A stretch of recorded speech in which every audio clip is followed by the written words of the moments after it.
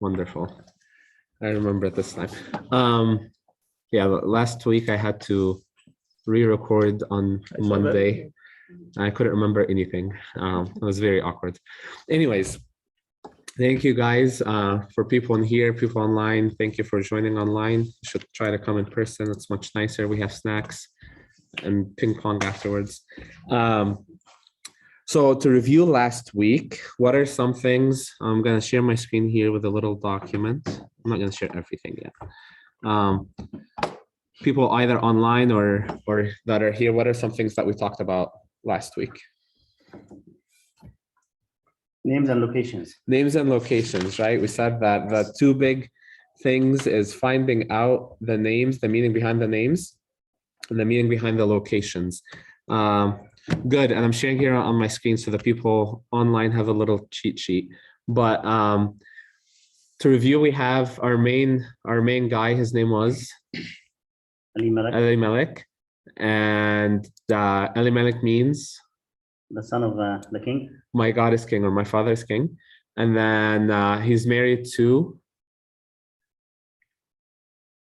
anyone, even people online. I want to say has it right here. Naomi. Thank you, Michael. Naomi, okay. And Naomi, we said, means grace, Nama. They were from the city of Bethlehem. Okay, and Bethlehem is the house of the bread. The house of bread. The house of bread. They have two children. The names of the children we see for people. Yohannes, I'm going to pick on you today. It's official. Yohannes, quickly go to verse 2 of chapter 1 of Ruth. They have two children. Their names are Mahlon and Chilion. Mahlon and Chilion, right? Yeah. And we said it's a bit odd because we have, my father is king, and we have grace, and their children are, meaning of their names are weak and sick. I combine the two. Weak and sick. So those are the two children. Okay.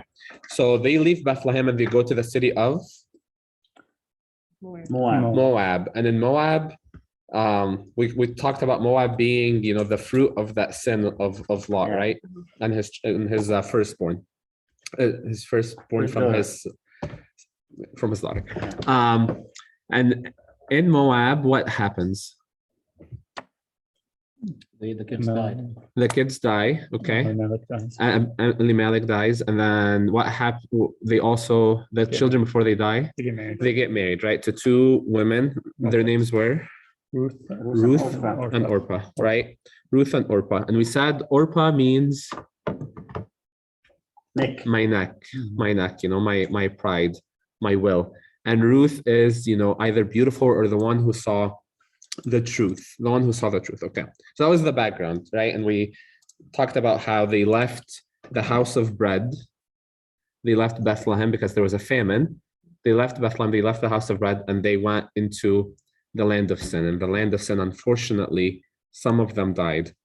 It was a bit of a dark moment last week, but the big theme there was either we could, stay hungry while we're in the will of God. Remember, it doesn't mention Elimelech ever went and talked to God about this or spoke to God about this. There were multiple examples before with Abraham, with Jacob, people who went and did their own thing because of a famine and ended up not working out for them. And he did not kind of take that lesson into consideration, and he kind of stepped outside of that will. So it's better to be hungry while in the will of God than to be full outside of it, than to try and be full outside of it. And we're going to see that actually today. Anything else that you guys want to touch on from last week that you thought about? Or that she was a Moabite woman going back into, and the Moabites were in enmity with the children of Israel. Right. So she's pretty much an enemy coming back to. So it was Deuteronomy, right? Deuteronomy 23:3, I think. Yeah, 23. Deuteronomy 23 was talking about how there's an enmity between Moab and all of Judah, all of Israel, because they did not give them bread, they did not assist them. So then there was that enmity between them, and she was a Moabite. She was a stranger who's willingly going to go back And that's exactly what we're gonna talk about today. Go back into Bethlehem, go to the land of Israel, their own enemy. Okay, very good. Anything else? Matthew 5, chapter 1, the genealogy of Jesus. Right. That he's from Ruth, and Ruth married Boaz, which is the son of Rahab of Jericho. So that's how the covenant between these two stranger women, tying to Christ, and that's a weakness that Christ is not for just like Israel was open, for the whole, for the whole world to Yes. come as a savior. So that's why he picked these two beautiful ladies, and they both went, looking for God. They seek God. Rahab left her people, and she had the faith that God will save Israel. So she went to be protected in God's family. And same with Ruth. She also decided to leave everything and go to be protected and be part of God's family. Yes. So for people online, if you didn't hear, Uncle Ahmed was talking how in this circumstance here, we have Ruth who's going to marry Boaz, and she's mentioned in the genealogy of Christ. We're going to find out, that Ruth becomes the great grandmother of King David. And because of that, she's mentioned in the genealogy of Christ in Matthew 1 verse 5. The only other woman mentioned in the same verse, same circumstance is actually sorry, I lost my if you look at Matthew here, we'll pull it up quickly. Matthew 1:5, we're gonna see the genealogy of Christ, and then they mention Rahab, who begot, then Tamar, and then Rahab, and then Ruth, and Rahab gave birth to Boaz, who ends up marrying Ruth, and that was the connection there, and it shows how much Christ was seeking after all of the people, especially the Gentiles, anyone that was looking for him, not just the Israelites. Okay, very good. Any other comments from last week? Okay. We have a lot to cover today if we want to get through chapter 1. So if things are going too quickly or not making sense, please let me know. I think I'm gonna try to do this where we kind of take it either one verse or one section at a time. So this way we could kind of just hit like a specific theme maybe. Okay. So again, we're in Ruth chapter 1 verse 6. Are you guys able to see my screen? I'm going too fast, so I'm not paying attention. Looks good, Mina. Okay. So Ruth 1 verse 6. Someone read that for us, please. No, Sorry, I just have some latecomers here that are distracting us. you're late. Okay, Johannes, go ahead, read chapter 1 verse 6. But loud, strong voice. Then she arose with her daughters-in-law that she might return from the country of Moab. For she had heard in the country of Moab that the Lord had visited his people by giving them bread. Okay, what do you notice here?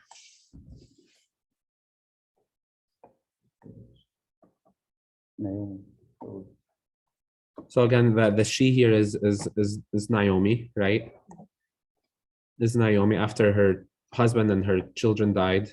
Says then she rose with her daughters-in-law that she might return from the country of Moab, for she had heard that the country of Moab, that the Lord had visited his people by giving them bread. Mm-hmm. So it's trying to mention back to what? What was happening before in Bethlehem? Famine. The famine, right? The famine. Then it says that the Lord has visited his people by giving them bread. But it doesn't, again, we talked about how this kind of takes place in the timeline of the book of Judges, right? Around Judges 10. And if you go back and you try to see, there were some hard times, but it was never mentioned, that people died because of a famine, or this many people died because of a famine. So, and the whole point of them leaving, picking up and leaving, was because of this famine. They wanted to go and find work and find food. But we need to realize something here is that God has, it says God has visited his people, and he's always on time with the feeding. He's always on time with the feeding. He didn't let anyone, or doesn't mention, he let anyone, go hungry or starve or die.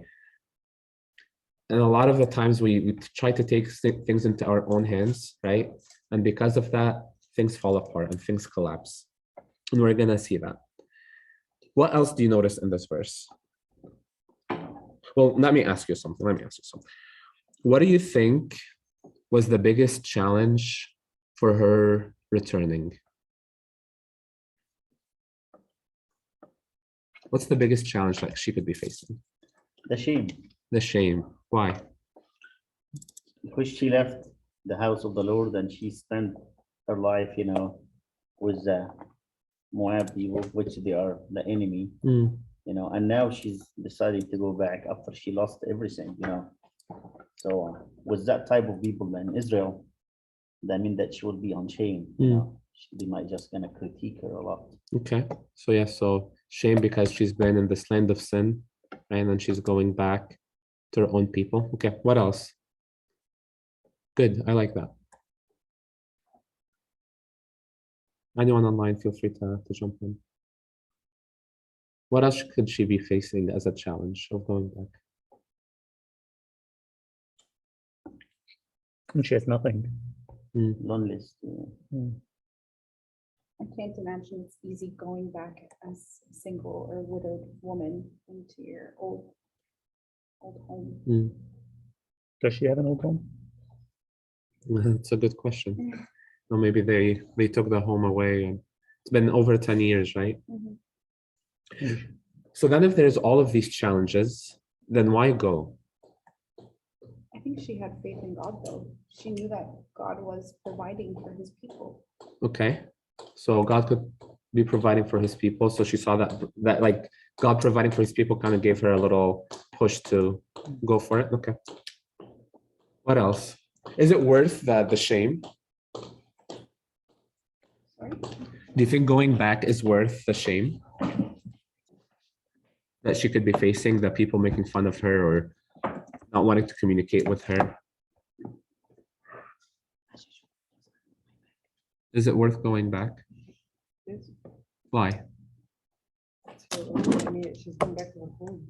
her old place. Her own. Okay. And I think, what I'm trying again to hit on here is I want us to kind of reflect on our own lives and reflect personally. She's been in this, and I'm going to put it, very openly. She's been in this land of sin. She's been in the midst of it for over 10 years. 10 years. To the point where the closest things to her died. She has nothing. Everything that she could possibly have as a woman, her strength, what she relies on, all of that died in the land of sin. But what makes Naomi is she decided that even though there is going to be that shame, there is going to be that bitterness, she doesn't know how the people will react to her. Getting up and returning back is definitely worth it. I think it goes back to her name. Her name meaning grace. So she's doing it with grace. What story kind of reflects this in the New Testament? I'm going to have you jumping today. I hope you're ready. This is kind of the prodigal son. Right. It's exactly the prodigal son. And we're going to see something throughout this book. I want us, to kind of give a little attention throughout this with Naomi is God likes to use broken people.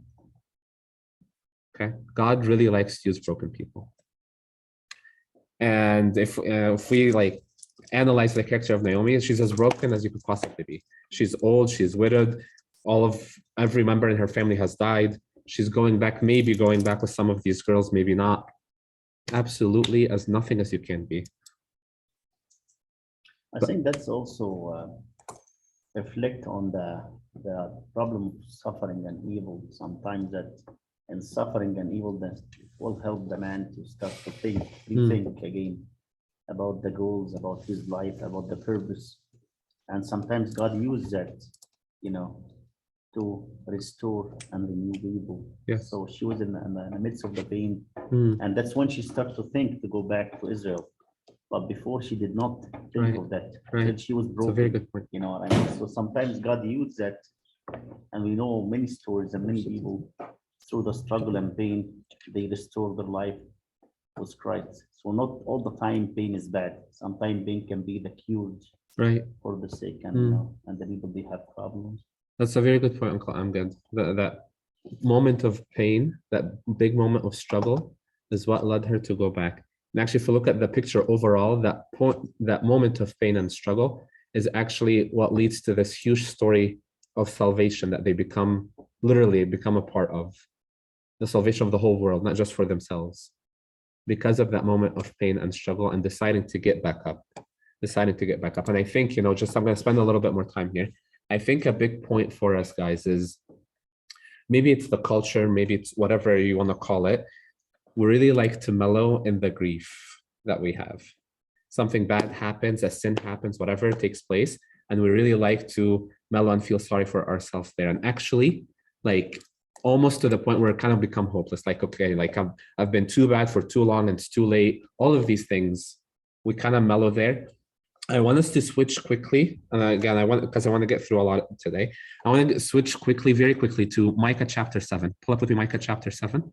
Just something as a tool for the future for us. Okay. Verse 8. It's the last thing in the Old. Okay.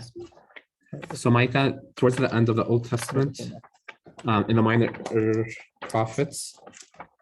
Does anyone have it? If you have it, please read it. Go ahead, Monica. Do not rejoice over me, my enemy. When I fall, I will arise. When I sit in darkness, the Lord will be a light to me. Micah 7. So very, very powerful verse here, guys. And this is, again, what Naomi's hitting on. Do not rejoice over me, my enemy. When I fall, I will arise. When I sit in darkness, the Lord will be a light to me. Micah chapter 7. Verse 9. Or 8, sorry. Micah 7, 8. Get back up, guys. Get back up. That's the whole point here. We'll see the journey that she takes. It's not an easy journey, but get back up. Do not stay in that darkness. Let's actually continue to an even, like this is one of my favorite verses, but actually a better verse comes a bit later.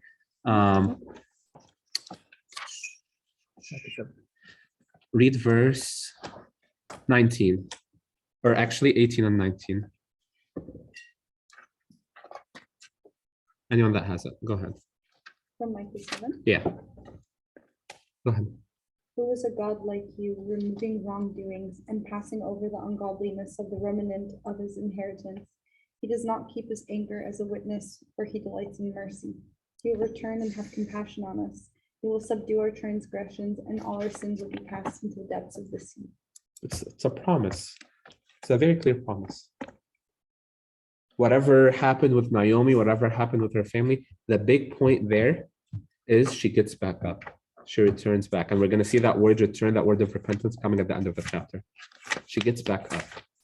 Don't mellow in the sin. Don't think you're too far gone to whatever. Actually, a lot of the church fathers tell you, you know when the best moment to repent? As you're committing the sin. As you're committing the sin. That's the best moment to repent. Don't delay it. Don't think, okay, I'm too far gone. Get back up. Get back up. Okay, sorry, I just really needed to hit on that. Okay. Remember that God likes to use that brokenness. He likes to use that pain. For whatever reason, we could ask him when we get up there, but he really likes to use that. Okay, let's go back to Ruth and let's look at verse 7. Someone read that for us. Ruth. Therefore, she and her 2 daughters-in-law left the place where she was and returned to the land of Judah. Therefore, she went out from the place where she was, and her 2 daughters-in-law with her, and they went on the way and returned back to Judah. Maybe for the sake of time, we'll just kind of skip that one. But keep in mind, like, start asking these questions while you guys are reading. Why, why the 2 daughters-in-law decided to go with her? Maybe she asked them, maybe she didn't. This is how we kind of start digging deeper into the Bible and trying to chew on things a bit. Okay. Verses 8 and 9. We're going to spend a little time here. Anyone?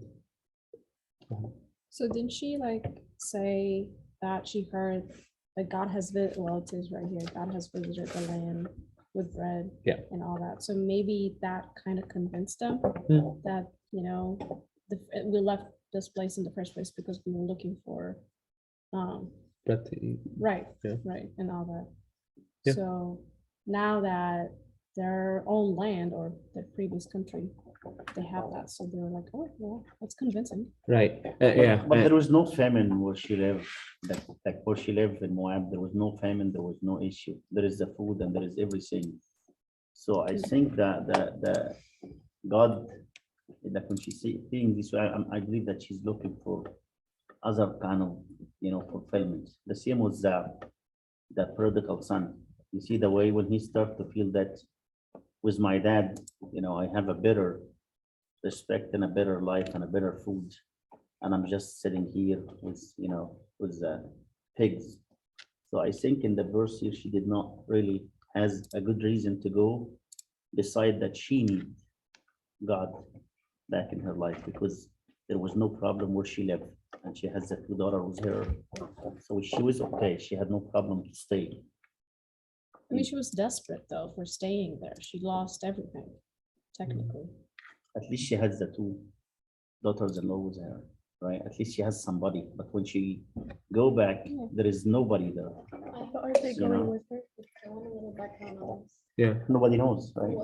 Why was she not in Moab before her husband passed away? She was in Moab. So she was with her No, returning from from Moab. Moab. She's going to Judah. She's going Yeah. back to. She's going back to Judah from Moab.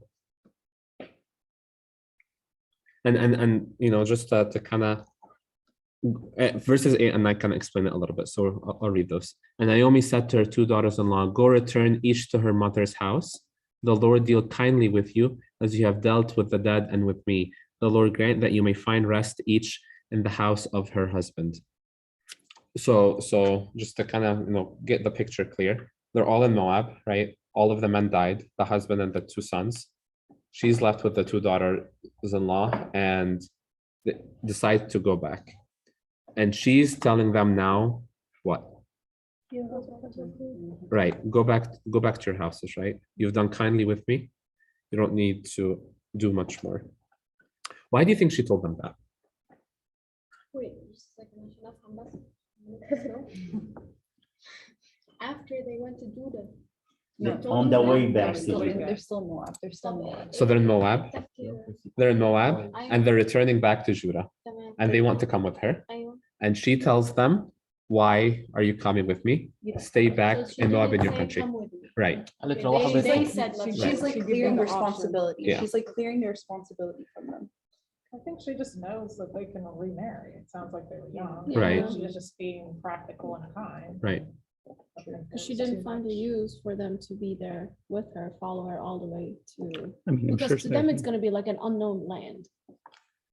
Or they're not from there, Right. so. And they're actually, an enemy to them. What were you gonna say, Keith? No. I think she just, sorry to interrupt, she just realizes, I mean, not many of us here are married, but like my in-laws are my in-laws are like my in-laws and I love them and care about them, but it's kind of like through my husband.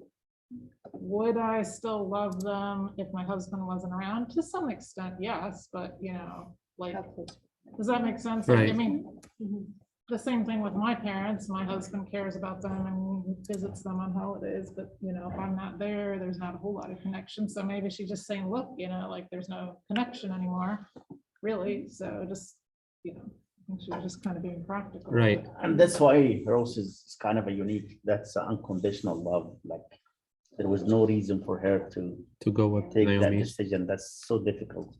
She's going to a racist people, or they gonna, consider her a second, citizen. And she going with a poor lady where is no work and there is no job and there is no hope and there is nothing. And think that's why she's unique, that the unconditional love is very rare to find that, if there is nothing I will get from you, why should I even go to the next mile or the extra mile with you? And that's the uniqueness this lady. That's what she deserved, because the unconditional love like Christ Right. was, you know. Right. And to Leslie's point, you know, becoming an Israelite at that time or being accepted into that community is not easy. That life of faith for them is not easy. They're coming in with a lot of shame again. Remember that word shame. A lot of, you know, past mistakes. Who they are is not accepted, right? So that life of faith is not easy. And it's, if we, again, you know, if we're trying to reflect it personally, the life of a faithful Christian is not easy. Like, it's very easy for us to kind of go through the normal checklist of being a Christian and coming to church and doing all of these things. But there's a challenge there.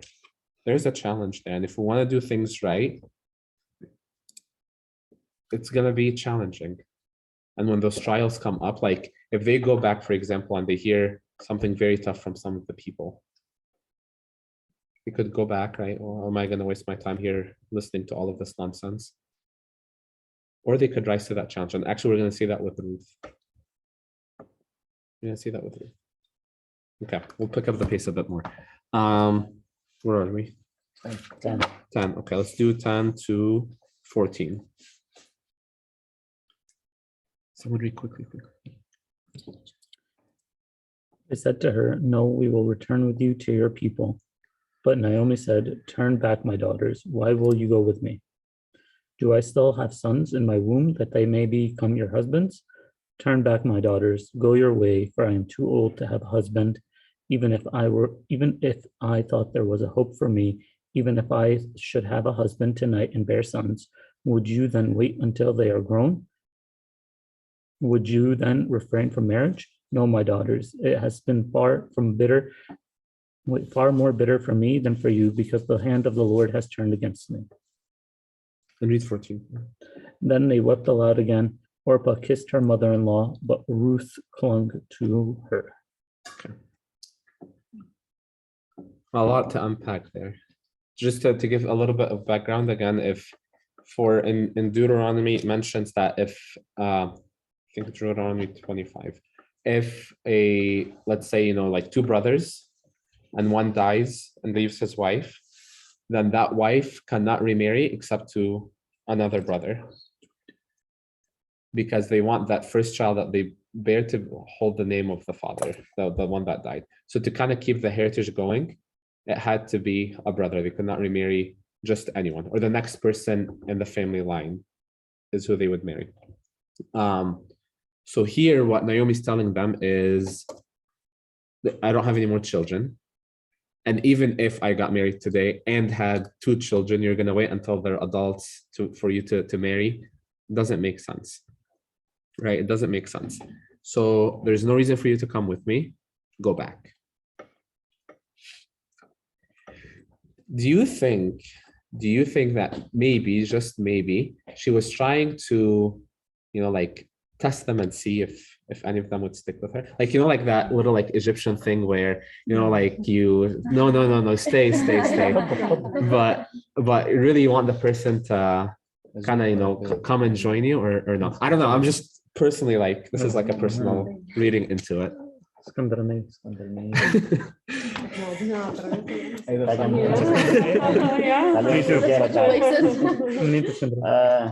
don't know. I feel that when I read the commentary of Origin of Alexandria, he was do the comparison between that Naomi is reference to the Old Testament church, and Ruth is a reference for the New Testament. Okay, that's why the New Testament married the Boaz, which is Christ, and brought salvation to the whole world.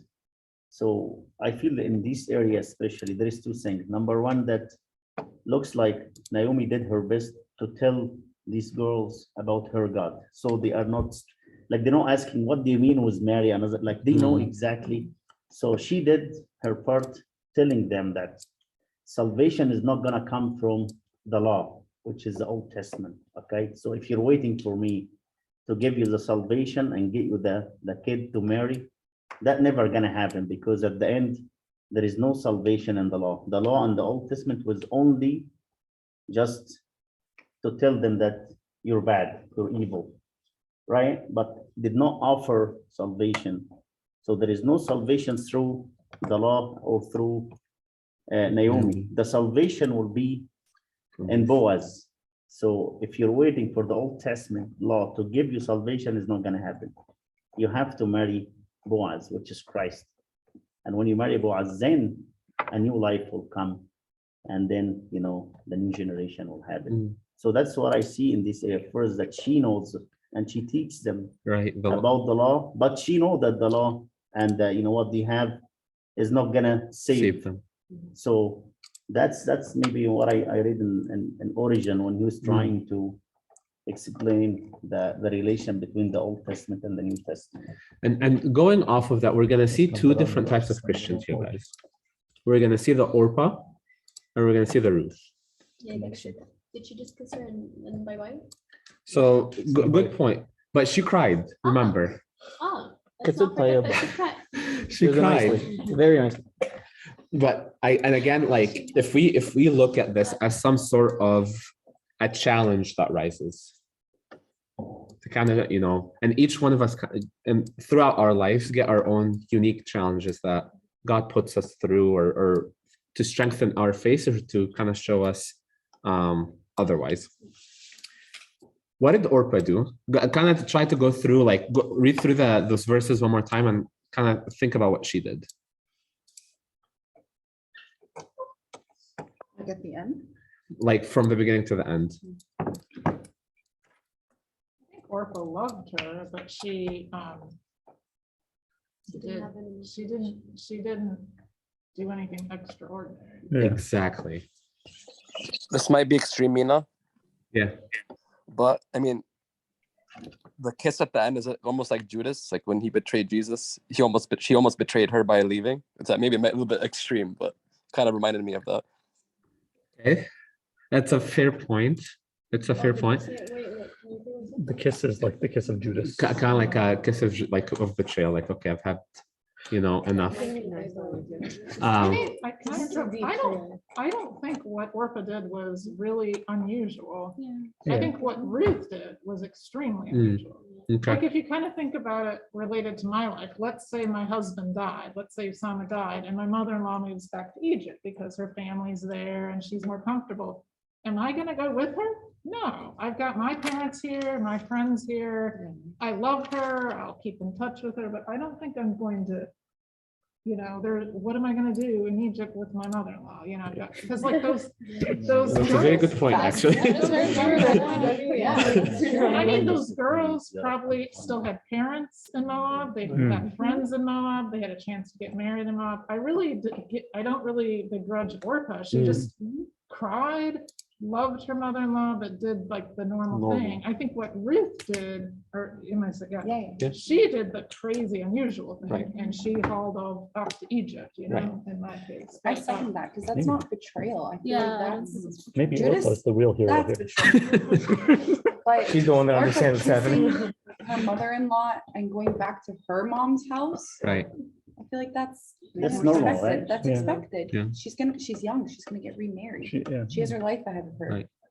like every time I read this, I think like, what, now that I'm married, I'm like, what in the world are you doing? That's crazy. I mean, in a sweet way, but really that's crazy. Right. Like, you know, Youngsters just don't know what Foolish. Young and in love with her mother-in-law. it's crazy love and really amazing, but it's crazy. So Right. And I think that's exactly it, Leslie, is that Orpah did what like a normal person would do. And like for, you know, again, if we look at actually, it was funny. I was trying to research what happened to Orpah afterwards. Some Jewish traditions actually say that she gave birth to Goliath and his brothers later on that fought with David. It's just some tradition, but that's Jewish tradition. So I was trying to look at like the fruit of each one of them. Not that she did anything wrong. I completely like agree. She did what is normally expected. She tried, and, you know, she showed her love, she showed her emotion, and then okay, like what you're saying makes sense. Okay, it's time to go back for my family.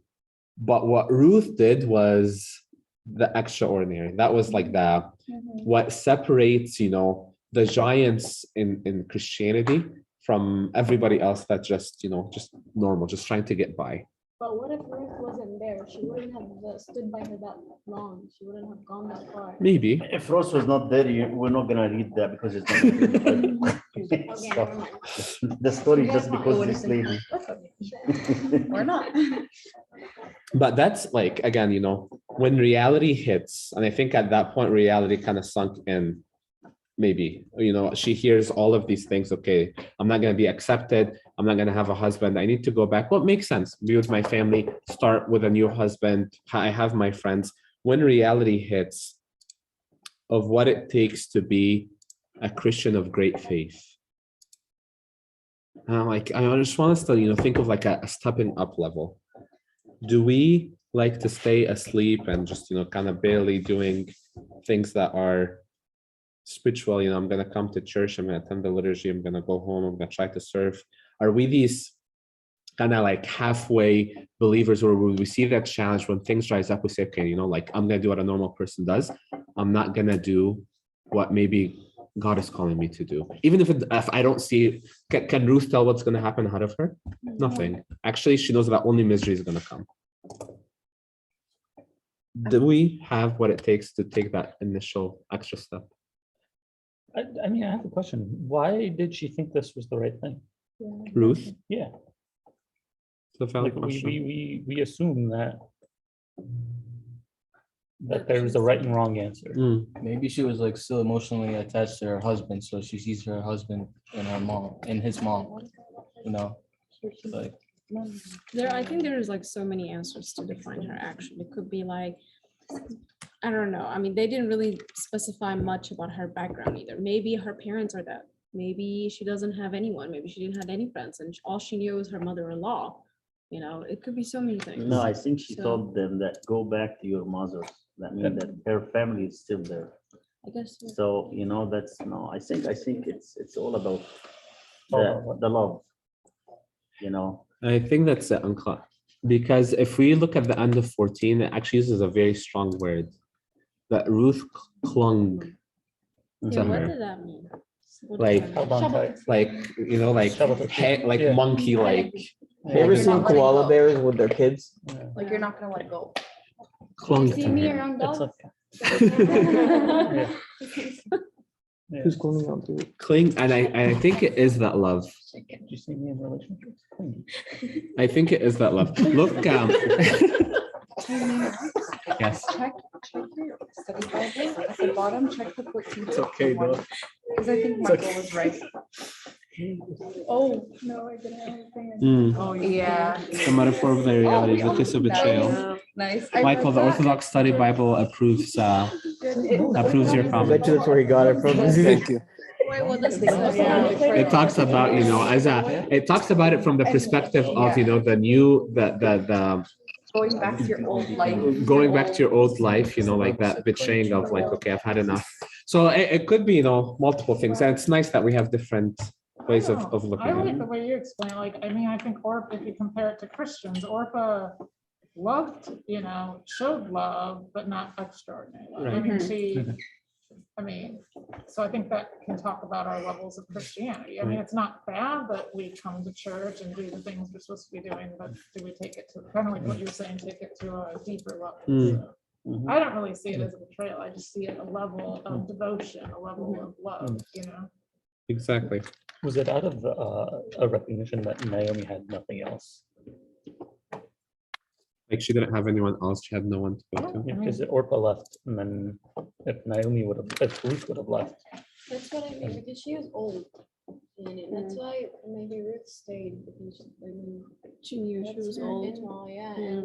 Because actually, if you think about it too, like this is something that I've seen in like movies in Egypt and stuff like that, when maybe it's like the ones that are like from Upper Egypt or something, when they're I don't know, their husbands dies or whatever, they kind of still stay with their mother-in-law in that Stay in that household, you know, household. but not Could our be a new cultural thing. generation. So it could be just that, you know, that she betrayed the culture, right? So Yeah, it because it's doesn't not, necessarily have to be like, she's not from the same culture as Naomi. Yeah. but also like she grew up with, or she was around her Right. for a good part of her life. But maybe she took after that culture. It's a good point. But Also, Orpah first wasn't said married. bye, right? Yeah. So maybe she was just stuck. Maybe she Because was. if Orpah said bye, and she couldn't say bye. She's like, Right, That's what I mean. yeah. And you know, out of pure love. Let's read 15. Read 15. And she said, look, your sister-in-law has gone back to her people and to her gods. Return after your sister-in-law. So she's still saying, go. She's still telling her, you know, she went back. Go. Go. There's one thing here that I actually, you know, noticed today. Like I read Ruth like literally every few months, but today I noticed something that she said, go back to your people. She has gone back to her people and to her gods. Where did the gods come from? Or where did God come from? It was like the first time that, you know, it was kind of mentioned in here, right? Like she never, when she was trying to convince them beforehand, she said, you know, you're not going to be able to marry, you're not going to be able to do anything. So you think when she married, when they married into the family, they adopted God? I think when they married into the family, they started to really learn about who this God of Israel is. They became. I think that at the end she said that your God is Right. my God. Right. She's not gonna say that if she doesn't know who's that God. They're skipping 5,000 steps. No, no. But there is something unique here also that on this area that Naomi, she started to say that God is the reason for the pain I have. You know, that God handled me, like he's the reason for all the pain and suffering that I have. And actually, this is also false because she and her husband decide to leave Bethlehem and go and take that decision. And usually the man, when he's taken the wrong decision and he starts to struggle, the first person he will blame is God. So she's saying God is the pain and the reason for all the pain and the suffering I have in my life. Although God did not do that. She, with her free will, decide to leave the Bethlehem and go live in Moab. So it's not God is punishing her, that she chose that road and she struggled and she has the pain. And then at the end, as usual, instead of blaming herself, she started to say God is the reason for what I have right now. There's a comment coming from Ray online. She says, I think they both love Naomi wholeheartedly, but I think that Orpah decided other things mattered and Ruth did not. So I agree with Leslie in that we sometimes cling onto Christ, but sometimes we do the minimum kiss that Orpah did. Neither are wrong, but just different types and levels of love. I think we relate and understand Orpah because to us, Orpah is similar. Ruth was above and beyond. So to us, or speaking of myself, Ruth is almost crazy for doing this for Naomi. Okay, let's see how much crazier she gets. Let's read 16 through 18. Big loud voice. But Ruth said, do not ask me to leave you or turn back from following you, for wherever you go, I will go, and wherever you lodge, I will lodge. Your people shall be my people, and your God my God. And wherever you die, I will die, and there I will be buried. May the Lord cause this to happen to me, and more also, if anything but death parts you and me. When Naomi saw this, she was determined to go with her. She ended her conversation with her. I want to ask a question. This is more me complaining than anything. Where did she learn like such beautiful words like this? Right? Like Some people are just like this. Yeah, and they're sweet, they're caring, they're gentle, والله بيجي بقى in the package. You know, it's like a package deal. And I feel like that's the type of person she is. Like she's genuinely a caring person. And because she loved her so much, and like her vision was like set on her, on taking care of her after she was lonely and she lost everything. And she's pouring her heart out to him. Do you think it could have been all the time that she'd spent with Naomi and learning about the characteristics of God? and then she started to portray them herself. There's like almost like doing like a conversion here as she speaks, right? She's like converting to Judaism as she's talking, right? Like you know, your people, my people. So I'm becoming an Israel like you. Your God will be my God. We're gonna be buried together. You know, and like actually the very end of it, the Lord do so to me and more also, if anything but death parts you and me, that Lord do so to me and more also, till today is stuck as like a Jewish promise. Like if a Jewish person wants to be like, I'm gonna do this no matter what, this is the exact verbiage that they use. So till today, this became like the standard for really dedicating yourself to something. Aren't these like the way vows too? Vows. Vows? Yeah. Interesting. Vows as like the wedding ceremony for other churches. Okay. I don't know. But actually it's funny that you mentioned this. If we take away the Ruth speaking to Naomi part of this and just kind of look at that, verse 16 specifically, who would you say would kind of be speaking here and to who? Like who here would be speaking, like, just look at it, you know, like as a Bible verse, forget who's saying it to who, that Ruth is saying it to Naomi. Who can be saying these words? Us to God. Us to God or God to us, right? You see that level of dedication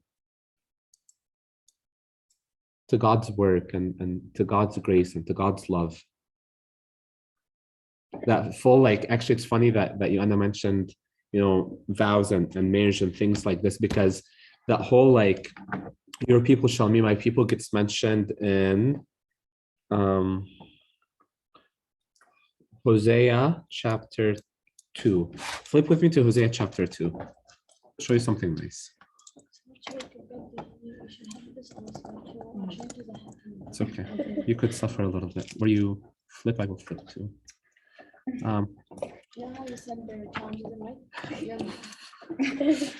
Look at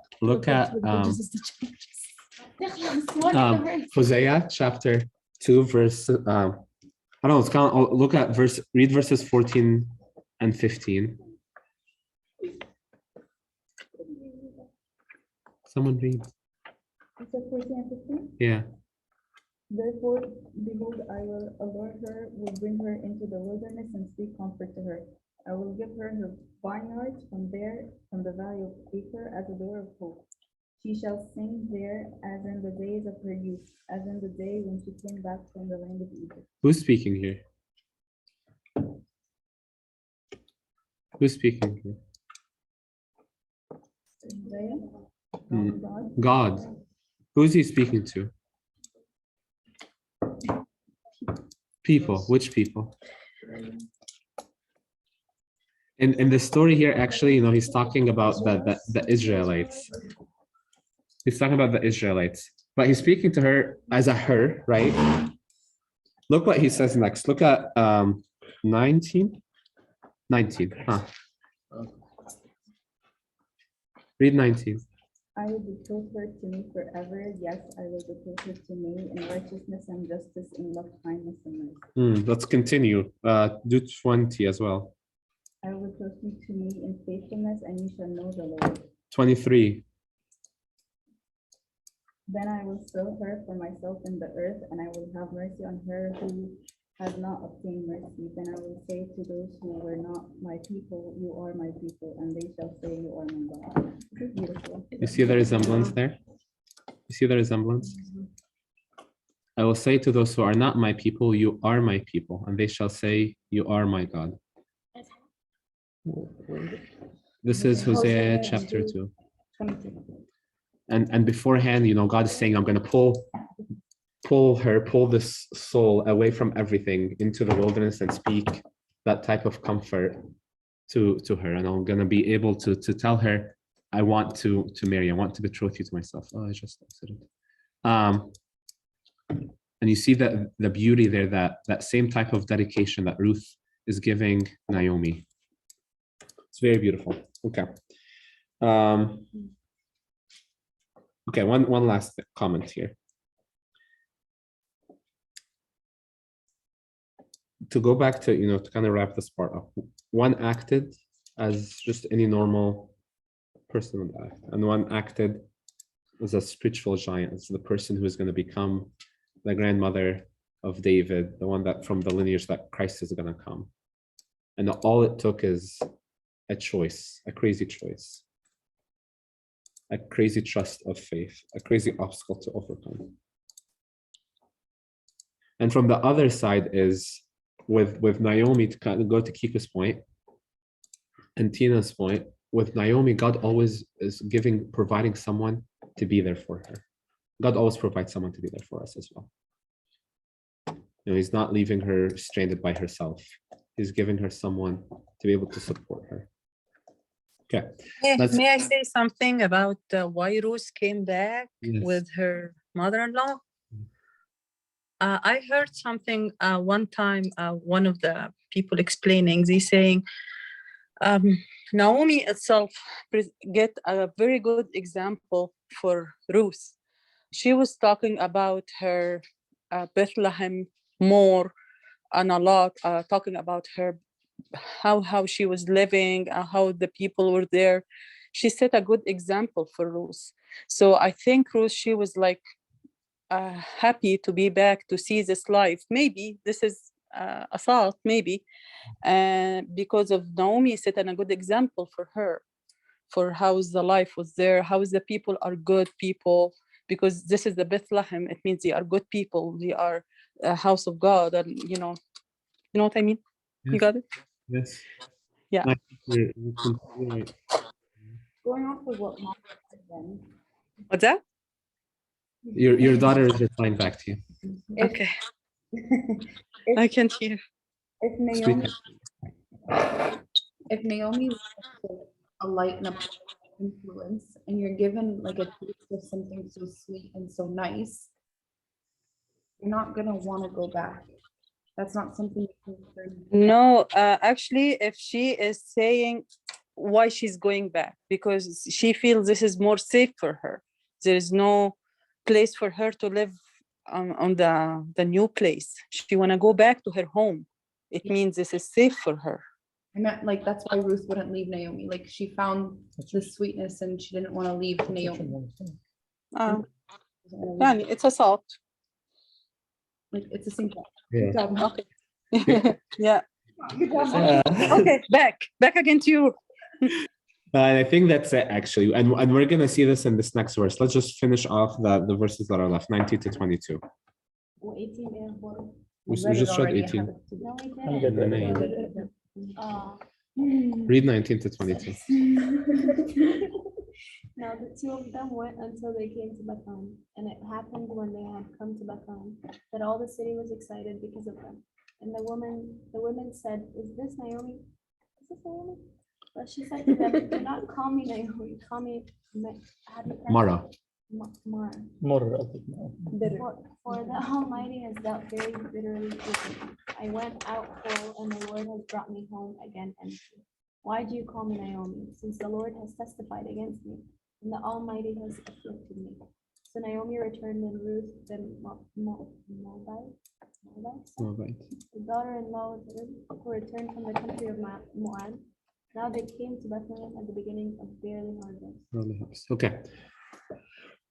Just another, like one of those like just different thoughts that hit me as we were reading. The beginning of 19 says, now the two of them went until they came to Bethlehem. So that it's actually a really long journey. Like it's a very, very long journey. What do you think they were talking about? Like Naomi's background, probably about God. In general, like what are they? What it's gonna be like, what life will be like. What life will be like? When we go back, it's gonna be like Naomi. Mm. Not fire back. The people's expectations, right? What else? The tradition. The traditions. So Ruth is trying to do what? Give knowledge. Part of the conversation was trying to figure out what's going to happen next. How are we going to survive, right? Where are we going to eat from? But at the same time, maybe learning about this new place that they're going to. Keep that in mind. Then it continues, and it happened when they had come to Bethlehem that all the city was excited because of them. And the women said, is this Naomi? What's strange here? Hmm? I didn't hear you. They were surprised to see her. They weren't expecting her to come back. Okay, not expecting her to come back. Good. What else?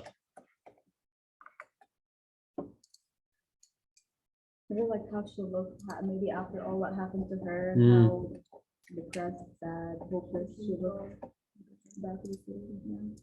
Okay, good. So maybe actually like how she looked actually changed because of everything that she went through. Okay, good. Anything else? I think like that's what I was thinking as well, is that Bethlehem was a small city and always remained as a small city. So everybody knew each other, right? Then so they realized that yes, this is Naomi, but at the same time, they were like, okay, we're excited to have you back, but is this really you? Like, what happened, right? And she kind of explains that in verse 20.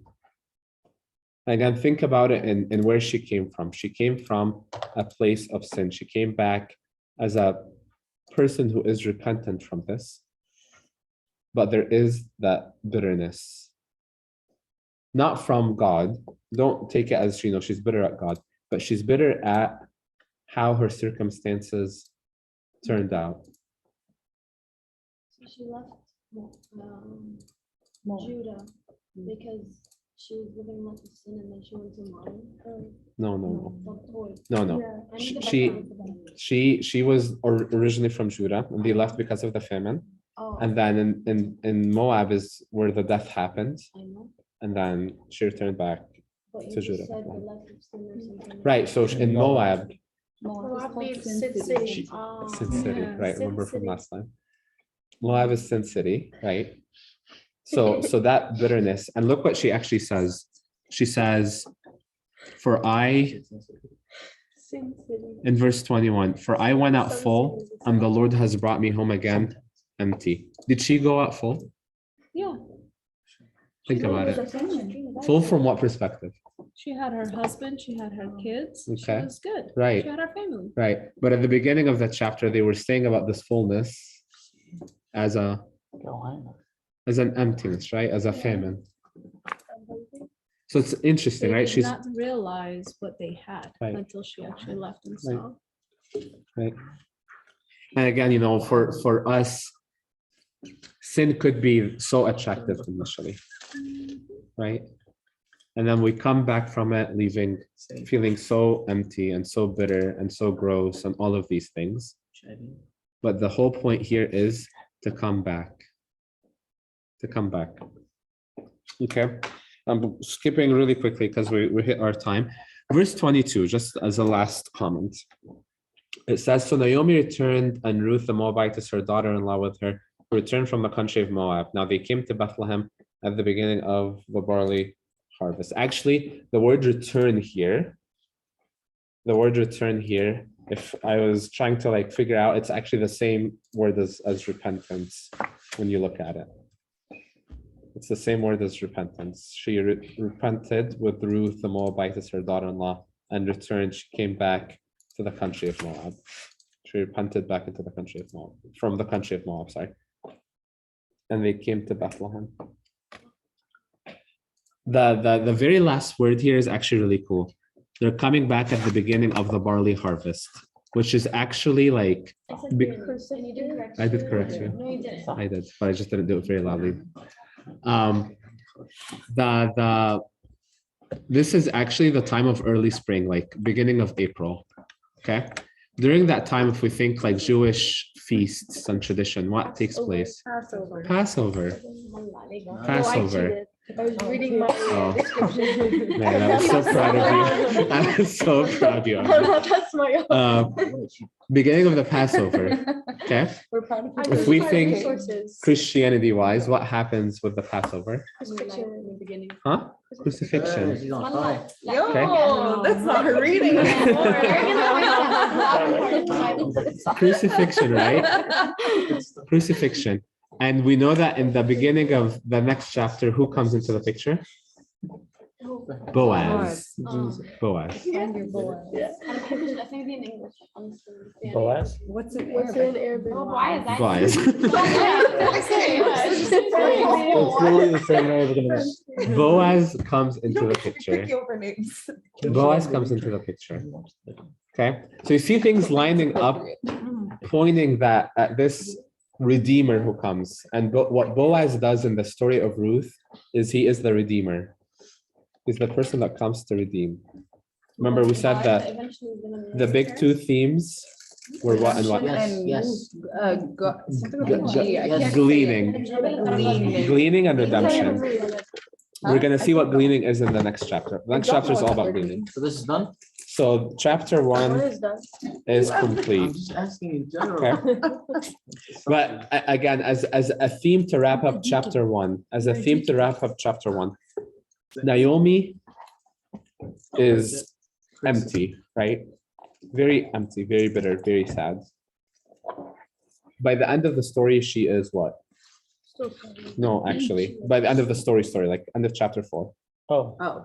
Oh, we have no idea. Well, we're not She's- there yet. She leaves, she Don't becomes ruin it. Don't ruin the story. very full, Right, don't ruin the story. very full, No way. very You don't joyful. think? So there's a happy end. There's a happy ending, okay? Well, now you ruined it. I was expecting some sad Ruth ending. or, No. Ruth or Naomi? Both of them.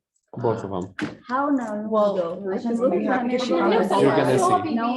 You're gonna see. I'm just giving you a teaser. She's gonna be living lavish off of Boaz's. So the point being, Oh, Joe. Hey man, that's inappropriate. That's a little inappropriate for Bible study. So Jeez, keep Joe. something in mind. Keep something in mind. The choices that Ruth has made, although they were hard, although things were difficult, the above comprehension choices that she made are going to turn the story around. And actually, who initiated this was Naomi herself returning. Naomi herself returning and going back, even with all of that shame, even with all that hurt. No matter what, the story, if someone does that, no matter how much hurt she's in, by the end of it, she's going to be very joyful. And she's going to sing like a little song almost by the end of chapter 4 because of the action she took of getting back up and returning. Okay. Any questions, comments? Sorry, we went a few minutes over, but we needed to get through chapter 1, otherwise we would not finish. 30. Gee, man. I know, right? It's okay. Actually very good on time. Any questions, comments? You could leave them and then we could discuss them next time because I don't want to drink people. I'm gonna stop the recording now. I think I can stop the recording. That's really good. Yes. Then the recording is done. How can I stop it? Oh, shit.